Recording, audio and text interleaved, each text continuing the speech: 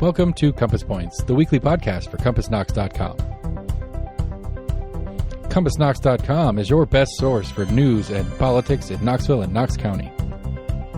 Your hosts today are Scott Barker and Jesse Mayshark, the founders of CompassKnox.com. You can find their daily in-depth coverage and subscribe at CompassKnox.com.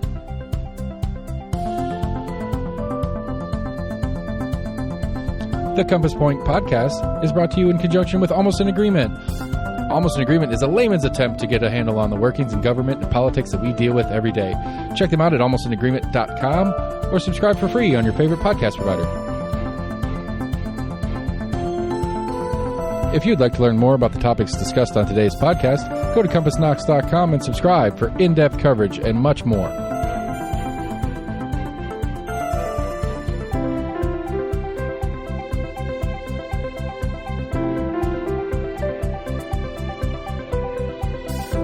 And now, here are your hosts, Scott and Jesse from CompassKnox.com. Hello, and welcome back again to Compass Points, the weekly podcast about Knoxville news, events, information, and analysis, and whatever else we feel like talking about. I'm Jesse Mayshark, co-founder, co-publisher, co-editor, co-reporter of Compass, which is at CompassKnox.com, and I'm joined, as always, by my fellow co-everything at Compass, Scott Barker. How are you doing, Scott? Doing great, Jesse. How about yourself? I'm doing just fine. We are on a little bit of an accelerated podcast production schedule this week. Part of the reason I'm doing fine is I'm getting ready to go out of town for a short little jaunt over the mountains to Asheville, so we are actually recording this on Thursday rather than Friday. Just want to let people know that in case there's some sort of huge breaking news that happens Thursday night or Friday during the day, we're not going to be talking about that today. However, Scott is being diligent and not leaving town, and so if anything big happens, you will be here to cover it. I'll be here just in case. And we would talk about that, I guess, on next week's show. Also, as a consequence of our schedule, we do not have an interview segment this week. Usually we have a little talk with some local newsmaker or prominent person, and we will presumably return to that next week if anybody makes any news. We will do our best. All right. Yeah. So all you have for this week is us, and we're going to start out, as always, by taking a look back at this past week. We did have some news. The school system provided some updated information on several new schools that have been in the works. We'll touch on those ahead of the new school year starting. Some further developments and discussion about the downtown stadium, how much it's going to cost and how they're going to pay for that. Further developments in the frankly somewhat confusing saga of the Board of Zoning Appeals and its jurisdiction to hear appeals from the Planning Commission, which we will talk about. But first of all, we're going to start out with a story that we broke this week about the East Tennessee Foundation. Scott, what do you know about the East Tennessee Foundation? Well, the East Tennessee Foundation for years has been kind of a philanthropy central in Knoxville. They fund a variety of initiatives. A lot of them are driven by their donors' desires. The board of directors is made up of a lot of prominent Knoxville, Knox County citizens and beyond. And its executive director is Michael McClamrock, and you have a lot of information about his recent tenure and possibilities for the future, which could include a big change. That is true. Yes, right. So it's basically an umbrella organization, like a lot of these kinds of foundations. It actually manages, I think they say 474 separate funds. So those are funds that people have donated at various points. And about a third of those are, as you said, donor advised, which means that the donors themselves really kind of direct where the funds go, and the East Tennessee Foundation kind of manages them. And then the foundation itself also makes and evaluates, grant applications across a 25 county region of East Tennessee. I think last year or 2019, the most recent year that they had numbers for, they made grants to something like 1,200 nonprofit organizations and individuals across the area, addressing, kind of your normal spectrum of socioeconomic needs, educational needs, environmental, kind of all sorts of funding comes through the East Tennessee Foundation. It manages more than $500 million in funds, so it's a significant force in our local nonprofit world.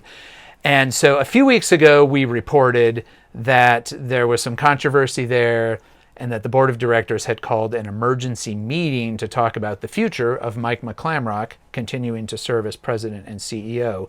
He has been there since 2001, so for 21 years, which is more than half of its existence. The foundation has been around since 1986. He's quite well known in Knoxville. I think these days he's quite well known primarily for being the CEO of the East Tennessee Foundation, because he's been doing it for so long.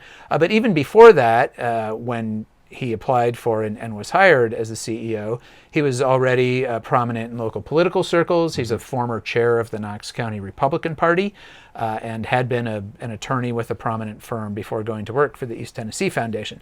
So what we reported this week, after a few weeks of talking to people, digging through some documents that we came by, and of course this is one of those stories where nobody really wants to talk on the record. No. Nobody associated with the organization would give us any kind of official comment at all. But what we found out essentially is that on July 11th, they had this special called meeting of the board of directors, and they called a vote of no confidence in McClamrock's leadership. But that vote was very split. It was a 14-13 split among the people who were there. There was also some talk that a few of the people who attended the meeting were doing so electronically and maybe had to log off early, and they weren't able to vote. And so it's possible that if everybody had voted, that vote might have shifted a little bit and been, very divided in McClamrock's favor instead of against him. But either way, obviously, that shows a really severely divided board of directors that even under, whether that vote is on one side or the other, that's a problem for a CEO who presumably needs the confidence of all or most of his board members. And to the degree, and I should note that there are no doubt dimensions of the story that we don't know and some perspectives that we haven't heard, just again, because this is one of those things that's just hard to get people to kind of open up about. But there have been some concerns about some statements that McClamrock has made, both in internal meetings and at an annual meeting that the foundation had a few months ago, which actually that annual meeting, the video of that speech is online, and we did link to that. But essentially kind of boiling down to that maybe McClamrock has gotten a little too woke, to use a word that I don't like. For some people on the board, he made some comments after the January 6th mob invasion of the Capitol during a staff meeting, I guess sort of apparently kind of stridently denouncing all of those efforts to overturn the 2020 election, but in terms and rhetoric that made at least one staff member uncomfortable enough to file an actual complaint about it. That led to an evaluation of McClamrock's leadership, which we also have a copy of, which both showed a lot of people on staff and on the board saying very positive things about him and his passion and his connections to the community, and then maybe also some suggestions that maybe he hasn't been around as much as people would prefer him to be the last couple of years during COVID and everything else, and also that maybe he needs to keep some of his political thoughts more to himself. Those were recommendations. So it's a little unclear at this point what's going to happen. The vote of no confidence was not a vote to fire him. There is going to be, or has been, a committee appointed to present some options to him. It sounds like a lot of board members are expecting some kind of negotiated exit. But anyway, what do you make of all this, Scott? Well, I think one thing is I think that the the political dimension is quite telling. One of the things, one of the hallmarks from the outside looking in at the East Tennessee Foundation has always been that its efforts have been, apolitical for the most part. I think that the thrust of the organization is to do things to better the East Tennessee region. I don't think that, and I think that the political, if you start making political remarks, it could rub people the wrong way, because there are people of all political persuasions who are on that board of directors, and so it's not. It can certainly cause some problems if that is indeed one of the big points, and it seems to be one of the big bones of contention. The other thing, and you mentioned this, is the division on the board. These types of organizations, they tend to set aside some of the external differences, like politics, and focus on the mission of the organization. And when there is a division like this, it does make it much more difficult for the CEO to make recommendations and have those recommendations get, if not unanimous approval, then a consensus among board members. So it can make it very, very difficult to actually manage from day to day. And it's not just, we don't like his political views, or we're offended by something he might have said politically or something like that. It's not just that. It affects the actual operations of an organization, as you mentioned, $500 million of assets that they control and direct, and so it has a very serious implications for the future of the organization. Yeah, I agree, and I think it's true that sort of regardless of what any individual person might think of, say, Mike McClamrock's political views on one issue or another, if you're leading an organization and you have that kind of divide on your board, I think it just becomes very difficult for anybody to be effective, and it obviously creates a lot of stress for him as the leader, for the people, he has 21 people who work for him there. So I guess I have heard a little bit more news coming out of that board this week that I'm still trying to follow up on, and presumably whatever eventual decision or direction gets set, there will be a time when the foundation is going to have to come out and say, okay, here's what's going on. Right. Here's who's going to be leading us. Here's the path forward. We're not to that point yet, but we will certainly continue watching this and tracking it. Shifting gears over to local government, I'm afraid I did something a little bit sneaky this week, Scott. I'm not going to say it was underhanded because it wasn't deliberate, but I asked you if you would mind filling in for me covering the county commission meeting that I normally would have gone to this past Monday, because I had agreed to be on a panel discussion, and you very graciously accepted. And how'd that work out for you? Well, it's 6 hours of my life that I will never get back. But I'm not bitter or anything. No, it was. I deeply appreciate your willingness to fall on that grenade. No, it was fine. It was a long meeting. There was, and part of it was the way they had it. The biggest issue set up in the agenda. So I can blame them as much as I can blame you. Anyway, it was a county commission meeting. The big issue was the kind of ongoing saga, and we've talked about it here before, about the future of the Board of Zoning Appeals. And in a nutshell, Mayor Glenn Jacobs, County Mayor Glenn Jacobs, doesn't want the Board of Zoning Appeals to hear appeals of development plans in planned residential zones. It's a very kind of narrow thing here, and we'll get into that in a minute. It's a very complicated, it's become very complicated because of some of the political machinations that have gone on. Essentially, what was on the agenda was to change the ordinance governing this to allowed developers to choose whether appeals of their projects' development plans would go to the Board of Zoning Appeals or directly to Chancery Court.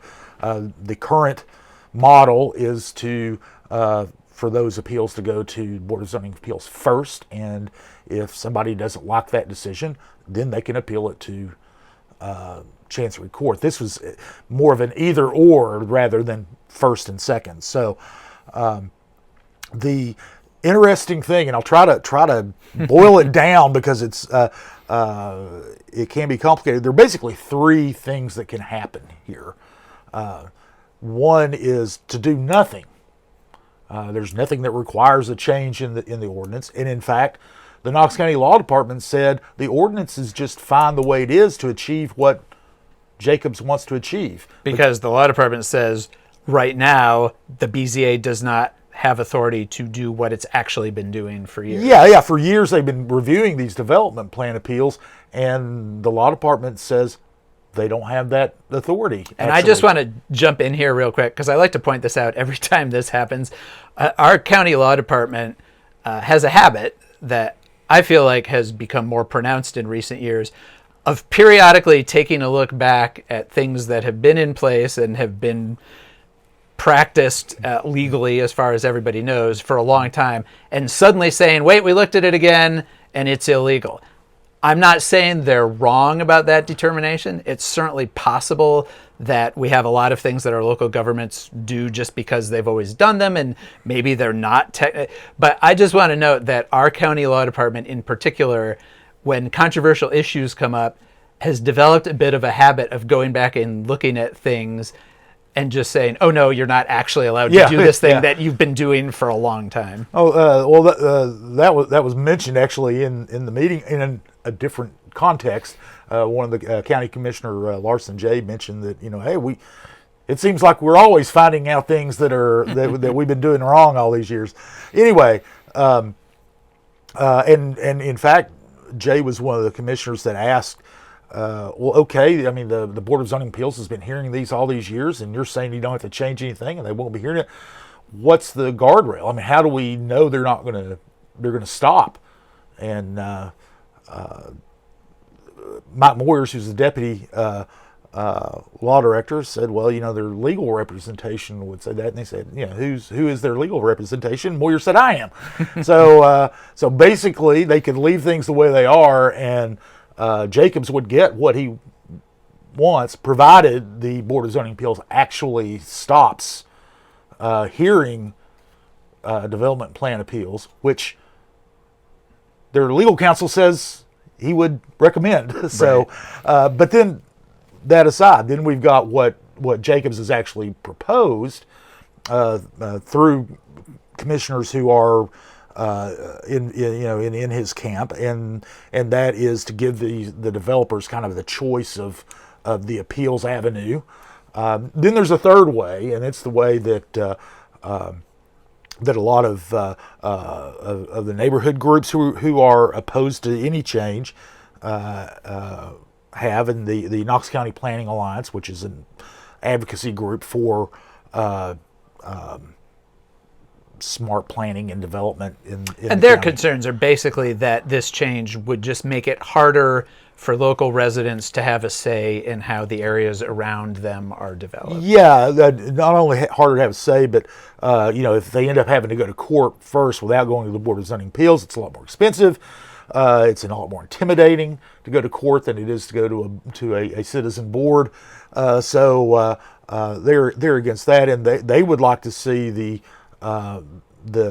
ordinance that governs this change, just to say that, explicitly state that yes, the Board of Zoning Appeals can hear development plans appeals. Can continue doing what it's already doing. It would codify what they already do. So those are kind of the three things. And one of the things that they argue, one of the reasons, arguments that they put forward, is that other elements of the zoning code, for example, and I'm only going to give one example because this does get confusing, the shopping center zone. There is a zone just for shopping centers, and if you're going to develop a shopping center, you have to have a development plan, and the code explicitly states that appeals of that development plan go to the Board of Zoning Appeals. There are other zones where that works. This particular zone that we're talking about, planned residential, is the one that most developers use to develop subdivisions in the county. So that's that's a big deal. And one of the things that Mayor Jacobs said, he spoke at the commission meeting. One of the things he said was in favor of that is that it eliminates red tape, and it will help alleviate the housing crisis. The developers have been saying that they can't build houses fast enough. He says that this will help that, and that the existence of the way that they're doing it now slow down development of residential housing. One of the interesting things from the meeting, though, was there were 20 people who came and spoke at the public forum at the beginning of the meeting. And what I was getting at before was they didn't even vote on it till the very end of the meeting, so I had to sit around through a lot of other stuff to get to this. But they had 20 people representing neighborhood groups from all across the county, all sectors of the county, speaking out against this. And I think one person speaking in favor of it. Right? One person plus Jacobs, and the person speaking in favor of it basically said, I'm a professional. I need to buy a house, or I want to buy a house. It's hard for me to afford to buy a house, so do something to make it more affordable. The conspicuous by their absence are the developers. Generally speaking, if someone is adversely affected by something and they want a public body to change things, they will be up there to make that case. They're not the public meetings that I've covered, and I believe all the public meetings you've covered, not one developer has said this has been a problem for me. Right. At least publicly. It's kind of really Jacobs who's sort of like the voice of the developers. Well, I mean, he's kind of presenting himself that way. He is presenting himself as the voice of developers, but he hasn't come forward with a single development that was slowed or stopped by this process. There's not been a developer who's come forward and said, going through this process cost me X amount of dollars and forced the houses that I was building in the subdivision to increase in cost from Y to Z. I mean, that's not happened. And usually that's the way things go, is there has been no presentation of any tangible damage to developers that's been gone on so far. And I think that's kind of hurt their case. So, Richie Beeler's the chair of the commission, reliable Jacobs ally, voted in favor of Jacobs' proposal, which passed on a 7-3 to 1 vote. And on first reading. Yeah. So we were having a second reading next month, but Beeler said that he voted for it to move it forward, but he needs to be convinced, and he's not convinced yet that it's needed or desired. And so that and I think that kind of has played into it, in that they've been inundated by emails, by phone calls, and of course they had the people, neighborhood groups who really want the Board of Zoning Appeals to have this authority, and so it's really tough to ignore those voices, and it's not and if the development community does want this to happen, they're not doing themselves any favors by not showing up and not saying something. Well, and Jacobs kind of recognized that reality, it seemed like, when he talked to commissioners and told them, your job is to make the hard calls, not to just try to make everybody happy. Right. Kind of recognizing that the vast majority of people they were hearing from were on one side of the issue. So we will come back to this next month when they take whatever, either have the second reading on it or change it or do whatever they do. Yeah. One thing I've been thinking, that this is hard to talk about and it's hard to summarize. And of course, we refer to it as the Board of Zoning Appeals and the BZA. And I wonder if that's just not catchy enough. And one thing that struck me is, I don't know, Scott, are you familiar with the Wu-Tang Clan? Yes. So, classic rap group. Their first album came out about 30 years ago. Their leader, their producer, is a guy whose name is spelled RZA, but it's pronounced the RZA, which sounds cool, the RZA. So I've been thinking that maybe we need to start referring to this as the BZA. The BZA. Yeah. What's up with the BZA? Sounds a little more fun than the Board of Zoning that's Appeals. a little jazzier, a little. It is a little more fun and kind of injects a little fun into what can be a very dry topic. Well, I will be back, and I promise you, I will cover that meeting next month. I will not. I'll try very hard not to be sick or anything else. Don't worry about it. One of the great things, about journalism. One of the things about journalism is, you do what you need to do when you have to do it. I think we are both versatile enough to cover whatever comes up, and I'm sure that. When I am gone out of town, and if there's an important meeting that needs to be covered, you'll be right there. So. Well, and I did cover City Council for you this week, you did. Although I will say I got by far the better end of that deal because their meeting was only about an hour and a half. All right, moving on. There was some further discussion this week of the stadium. Last week we talked a lot about this, about how mounting costs for materials, labor, everything were pushing the overall price up, and the city, the county, and Randy Boyd, the owner of the Tennessee Smokies, were working to try to figure out how to handle that. No resolution to that this week, but there was a little more discussion at the Sports Authority, right? Yeah, one of the things that had popped up last week, and we talked about this last week, is that we've got sources who are saying that Randy Boyd is going to provide a loan to the Sports Authority to cover the shortfall that's being caused by these rising materials costs, and nobody is saying anything officially. It's a little bit like the East Tennessee Foundation deal. Nobody wants to talk about it until it's a done deal. But that is what's on the table. It's not been finalized by any stretch of the imagination. And there wasn't any discussion on the record about that at the meeting of the Sports Authority that happened on Tuesday. What they did talk about the rising costs, and another thing that I talked to, that they mentioned, and I talked to some of the people involved, and that is this idea that, and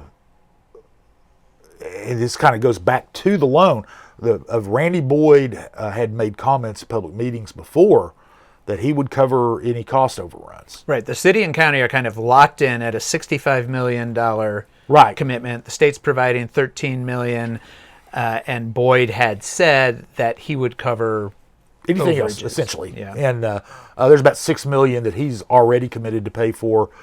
But he said that any cost overruns I'll pay for. Well, now this kind of gets to that old depends on your what the definition of is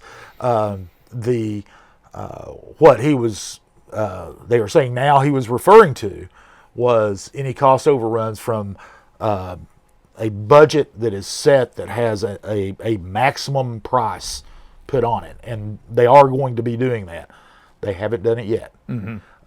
And so any so his commitment essentially is once that budget is set, anything above that budget, he's just going to pay out of pocket.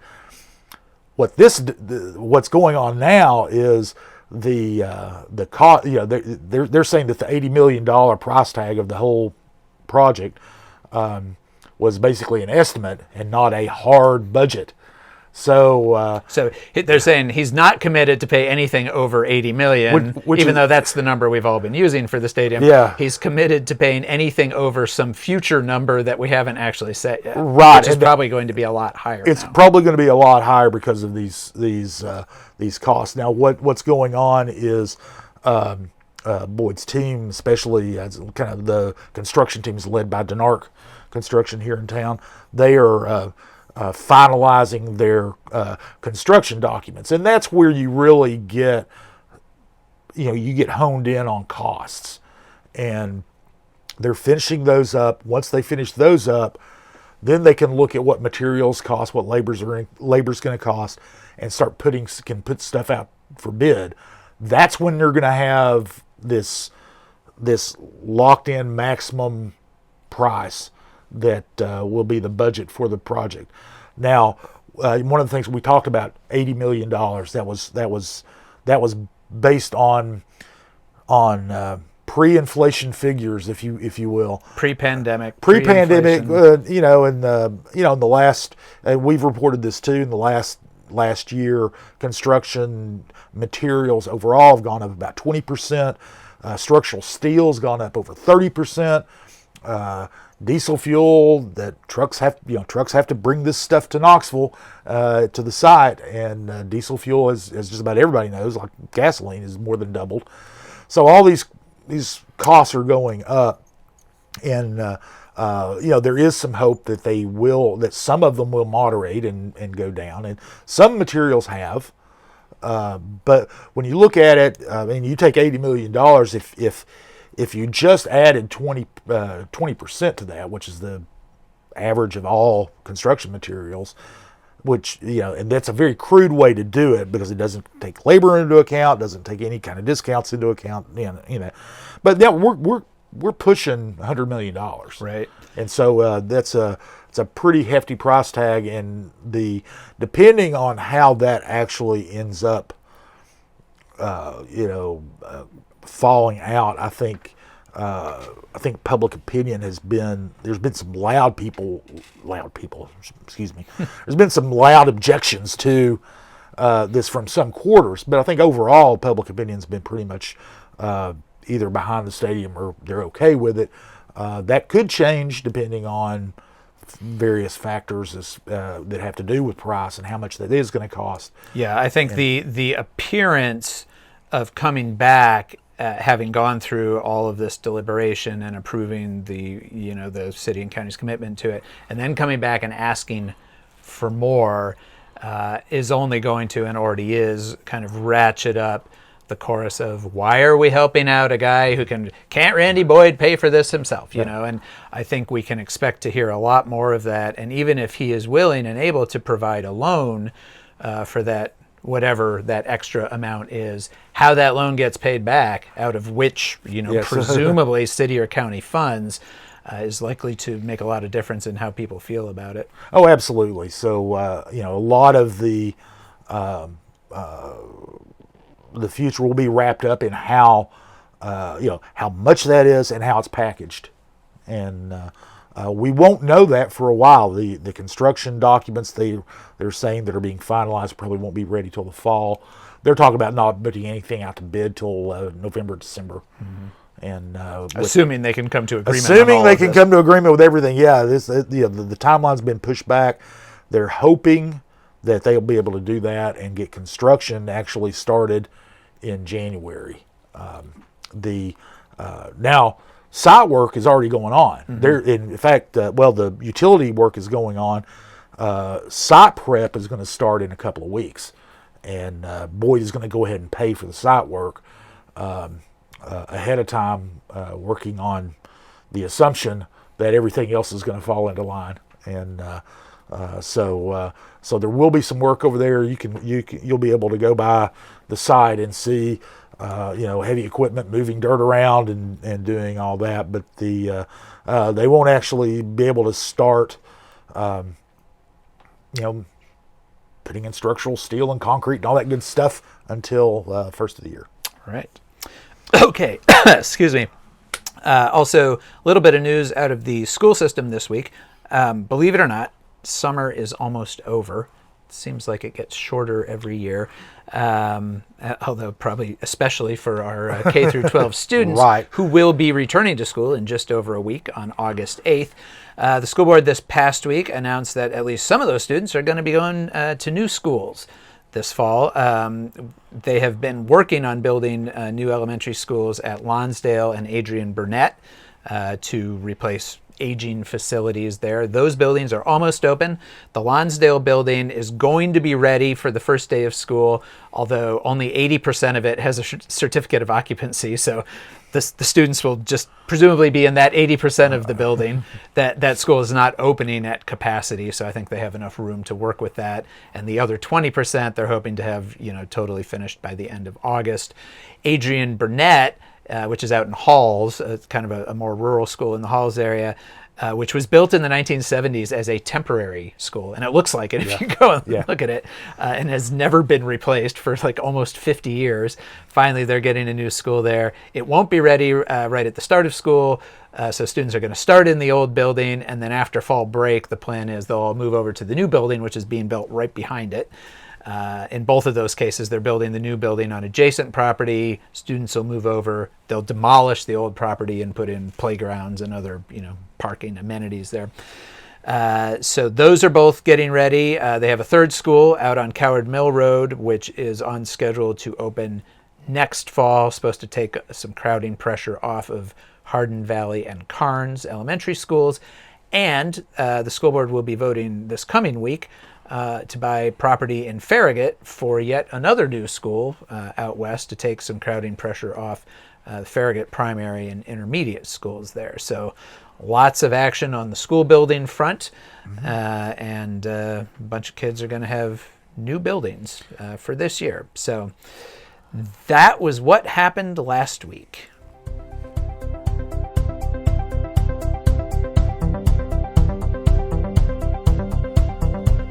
Okay, now we are to the reader Q&A section of the show. Every week we go on to our subscriber-only Facebook group, the Compass Colloquy, and invite our readers to suggest any topics, issues, questions for us to discuss on the show. And we had a question this week. The question specifically had to do with greenways and whether either the city or the county, now that we have growing and established greenway systems both inside and outside the city in various places, whether there are any requirements for developers when they come in anywhere close to a greenway to connect to those.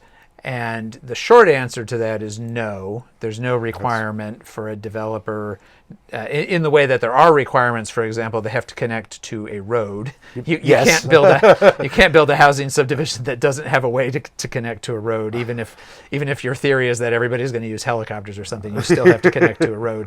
You do not have to connect to greenways, but I think the more interesting question is whether developers want to connect to greenways and see these as, a positive when they're coming in to do a development. Well, I think one thing, judging from the discussions that go on at planning commission meetings, developers are using greenways. They're including them in a lot of residential developments. They're internal greenways for the, an amenity for the people who live there, but there is, a lot of times they do put in the possibility, we could connect to a greenway if one comes in. And I think that one of the big keys is that having a greenway in your development is one way to get the community that lives around your development on your side. Mm-hmm. It's one of those tactics that they can use, which is not a bad thing. I'm not saying that that's a bad thing at all, but I think that's used a lot to and because it's we're gonna have this greenway. It's primarily for our residents, but if you're anybody can use it, and so if you live in the next subdivision over, you'll be able to use it. So that's one reason not to oppose our coming in and building this. So I think it's used as an amenity for people to move there, and also as a way to mute any criticisms of the development itself. Yeah, and I think it's a bit of a shift as more developers are seeing the need to include sort of public or quasi-public amenities, again, for their residents and or for the surrounding community, whether those are greenways, swimming pools in some cases, playgrounds, just public passive green areas. Oftentimes they will use areas that can't be developed because of floodplain or other issues and kind of have those be their passive green spaces and so forth. But I think it is a change from, I grew up in and around the kind of classic 1980s suburbs, your Steven Spielberg suburbs, where there was in a lot of these that my friends lived in, I remember going to visit them, and there was not a lick of public space anywhere. It was just kind of cram in as many houses as possible, no sidewalks, no kind of connection between anybody that wasn't centered around the automobile. And I think that as there's been an explosion in outdoor recreation, that's carrying over to, even if people want to live in sort of your nice classic suburban subdivision, they also want it to include some of those amenities.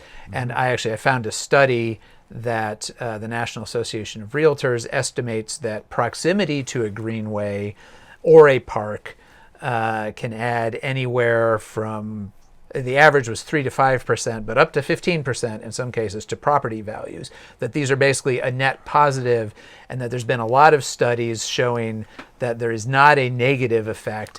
I think when greenways first started being put in, and this is true some of the older greenways in Knox County that run along public rights of way but are adjacent to sort of existing subdivisions, like the 10-mile greenway that we have in West Knoxville runs kind of behind the backside of some older subdivisions. There was some fear when those first started going in that, oh no, these are going to be sort of corridors of crime. People are going to sort of like skulk down the greenway and case out our place. And there's really no evidence of that at all. That presence of greenways does not lead to any increase in crime, but it does lead to an increase in property values. And so even without there being a requirement to connect to existing greenways, I think you're right that developers basically see these as a plus. Well, and on the cost side, as you mentioned, in the 70s, the subdivisions that we grew up in, essentially, the idea was to maximize the value of every single lot and every single square inch of the property. And the way to do that is to build a house on every, squeeze as many lots and as many houses in the acreage as possible.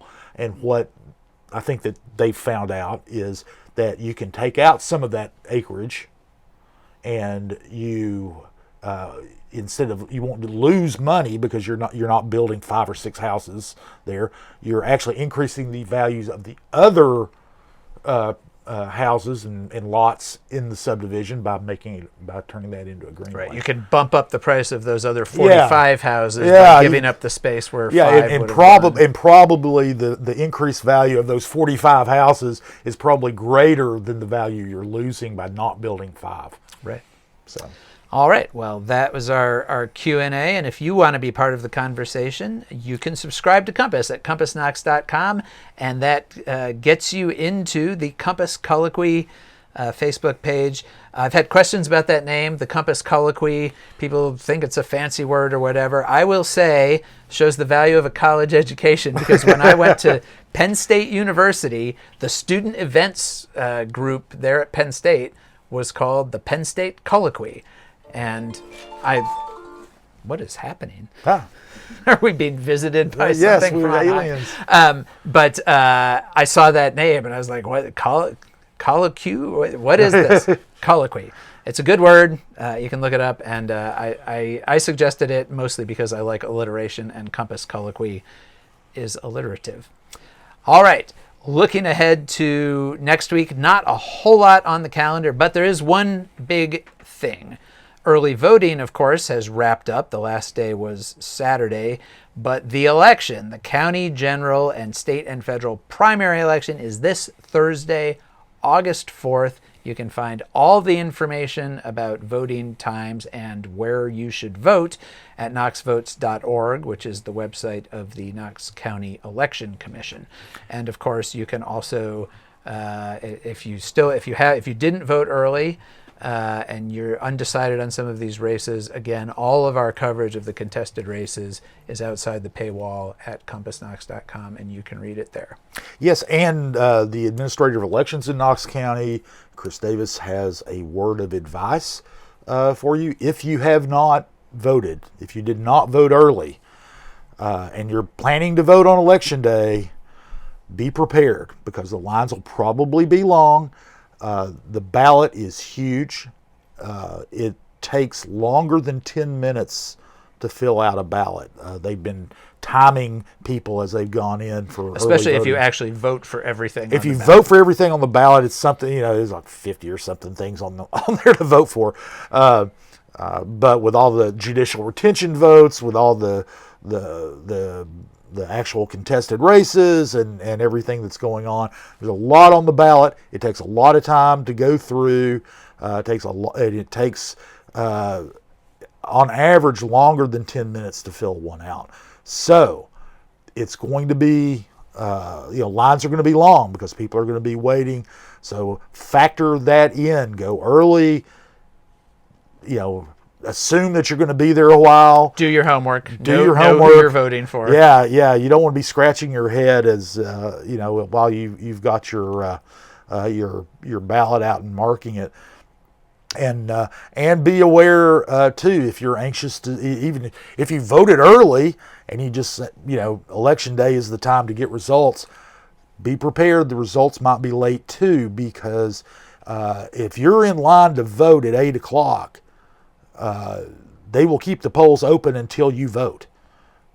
So since there will be lines, since there it does take a long time to fill out the ballots, it's very likely that many polling places will be, that people will still be casting ballots, maybe an hour after the polls technically close. So the results will be late, the lines will be long. If you didn't vote early, just be prepared for all those. Yes, and you might want to go a little earlier in the day if you can, with all of that in mind. So again, polls will be open from 8 a.m. to 8 p.m. on Thursday, August 4th. And of course, we will have coverage of the results in the next day's Compass. Also happening this coming week, the school board will meet. Not a super eventful looking agenda, although as I noted earlier, they are going to be talking about spending about $3.2 million on purchasing 32 acres of property in Farragut to build a new school. And we will have coverage of that as well. And I think that pretty well wraps us up for this week. Thanks, as always, to Lord Seth Barber, our producer, and Barbarian Productions. Our theme music is by William Wright. And we will talk to you next week and hopefully see you at CompassKnox.com. Welcome to Compass Points, the weekly podcast for CompassKnox.com. CompassKnox.com is your best source for news and politics in Knoxville and Knox County. Your hosts today are Scott Barker and Jesse Mayshark, the founders of CompassKnox.com. You can find their daily in-depth coverage and subscribe at CompassKnox.com.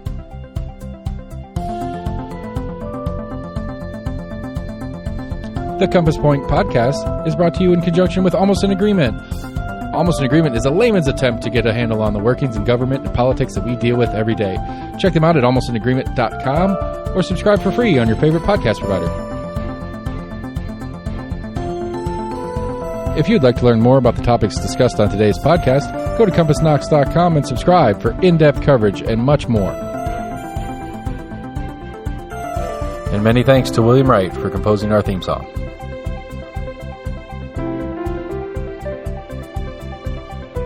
Compass Points is a partnership of Barking Shark Media and Barbarian Productions, and recorded by Lord Seth A. Barber at Barbarian Studios, Knoxville, Tennessee.